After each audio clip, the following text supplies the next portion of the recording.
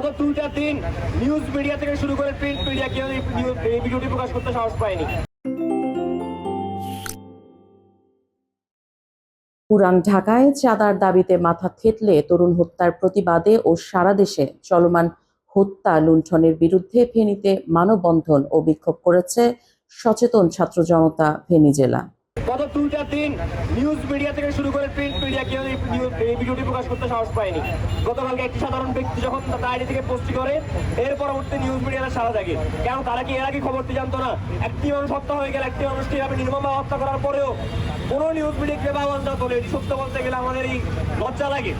News মিডিয়ার স্বাধীনতা থেকে আদৌ পেয়েছে নাকি এখনো তারা কোনো একটি দলে তাড়ালি করছে বা কোনো একটি রাজনৈতিক দলের পাঁচ যাচ্ছে সেটা আমরা জানি না। এর বাইরেও পুলিশ প্রশাসন থেকে শুরু করে ডিসি মহলের আমলা থেকে শুরু করে প্রত্যেকটি আসামি, প্রত্যেকটি ব্যক্তি এখনো পর্যন্ত সে রাজনৈতিক দলের পাঁচ আনা গোলামি ছাড়া আর কিছু করছে না। এখনো পর্যন্ত রাজনৈতিক দলগুলো গোলামি করছে। যখন যে সরকার আসতেছে, যেই পরিস্থিতি তৈরি হচ্ছে, তারা ওই দলের গোলামি করতেছে, যার কারণে এখনো পর্যন্ত যতগুলো মানুষ হত্যা হচ্ছে, যতগুলো মানুষ হয়ে যাচ্ছে, তাদের বিচার তো দূরের কথা, তাদের পরিবারগুলো সুস্থ একটা মামলা উচ্চিত করতে পারে না। গতকালকে সোহাগের পরিবার যখন মামলা করতে যায়, তখন তার দেখা যায় যে কি প্রথমে তারা যখন একটা মামলা জিডি করে, ওই কপিতে থেকে ছিল 3 জন। পরবর্তীতে আমরা আবার যখন তারা কপিটি দেখতে যায়, তখন দেখা যায় যে 3টি নাম বদলে গেছে। বদলে গিয়ে ওই 3টি নামের জায়গায় চলে আসছে নতুন নাম। তাহলে দেখো এই প্রশাসন কি খুনিদেরকে সাহায্য করছে না? আমরা আগামীতে এই জায়গা থেকে ঘোষণা দিয়ে যাচ্ছি, জুলাই মাস চলতেছে, সুতরাং জুলাইয়ের যে গণ অভ্যুত্থান 24-এ সেটি কি ভুলে যাবেন না।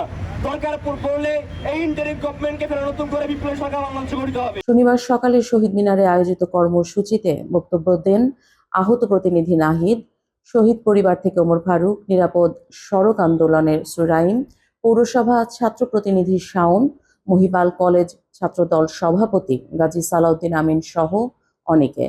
কিন্তু সব রকমের আমাদের কথা ছিল যে আমরা যে দেশ স্বাধীন করেছি, এই স্বাধীনতার আমরা স্বাদ নেওয়ার আগেই দেখতেছি ছিনতাই, রাহাজানি, চাঁদাবাজি, খুন, গুম আরো বেড়ে গেছে। আমাদের ইন্টারিয়াম গভর্নমেন্ট আমাদেরকে বারবার বলছে ওনারা সংস্কার করতেছে, ওনারা সংস্কার আশ্বাস দিচ্ছে, কিন্তু এটা হচ্ছে বড় সংস্কার। আপনাদের পুলিশ আছে, আপনাদের প্রশাসন আছে, আপনারা এই পুলিশ প্রশাসন এবং যত রকমের প্রশাসনিক লোক আছে, তারা হচ্ছে আগে ফ্যাসিস্টের আমলে তারা নিজের মতো করে কাজ করতে পারে নাই, তারা বাধা বিপত্তিতে ছিল। এখন তো তারা কোনো বাধার সম্মুখীন হচ্ছে না। তাহলে কেন তারা এই যে যারা খুন করছে, তারা কোনো দলের হতে পারে না, তারা সন্ত্রাসী। তাদের পরিচয় একটাই, তারা সন্ত্রাসী, তারা খুনি। তাদের পরিচয় একটাই। এই খুনিদেরকে কেউ কোনো দলের রাজনৈতিক দলের অন্তর্ভুক্ত করবেন না এবং আপনাদের রাজনৈতিক দলগুলোর প্রতি আমার উদাত্ত আহ্বান থাকবে। আমরা ছাত্র জনতা 24-এর আন্দোলনে জামাত, বিএনপি, সর্বস্তরের জনতা একসাথে আন্দোলন করেছি। এই আন্দোলনের পরবর্তীতে আমরা যে স্বাধীনতা পেয়েছি, এই স্বাধীনতার স্বাদ গ্রহণ করতে গিয়ে এখন যদি আমরা আবার বৈষম্য করি, জামাত, বিএনপি, এই দল ওই দল, একজনের সাথে একজনের মনোমালিন্য, এগুলো আমরা দেখতে চাই না। প্রত্যেকটা প্রোগ্রামের প্রধান অংশ হচ্ছে জুলাই সনদ। যারা বলে জুলাই সনদ অস্থায়ী অনুচ্ছেদে সংযুক্ত করার জন্য, তাদের কাছে আমার প্রশ্ন, আপনারা কাদের বিরুদ্ধে কথা বলতেছেন?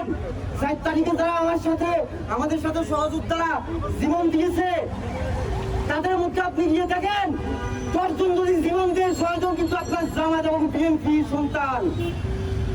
1000 জন যদি আহত হয়, 600 জন জামাত এবং বিএনপি পরিবারের সন্তান। তাহলে কি আপনারা আপনাদের দলীয় লোকদের কি জীবনটা হুমকি মুখে ফেলার জন্য আপনারা এটাকে অস্থায়ী অনুষ্ঠানে যুক্ত করতে চাচ্ছেন?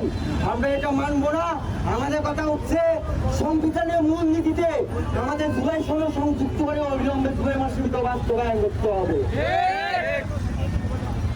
অতঃপর আমরা আসবো সারা দেশে যে নাটকীয় হত্যাকাণ্ড, 4 তারিখের পর থেকে আমাদের যে নাটকীয় হত্যাকাণ্ড হয়ে আসতেছে, প্রত্যেকটা বেঈমান ইমানদার ততক্ষণ পর্যন্ত বেঈমান না, যতক্ষণ সে বেঈমানি না করে।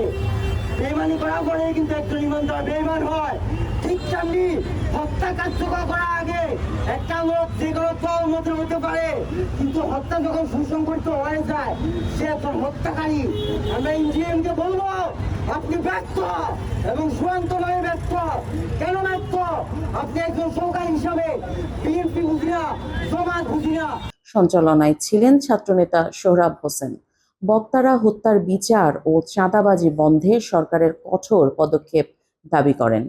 তথ্যচিত্র ও প্রতিবেদক সাত্তার আব্বাসী, ভ্রাম্যমাণ প্রতিনিধি, দৃষ্টি কাজী, বাংলাদেশ নিউজ টুডে।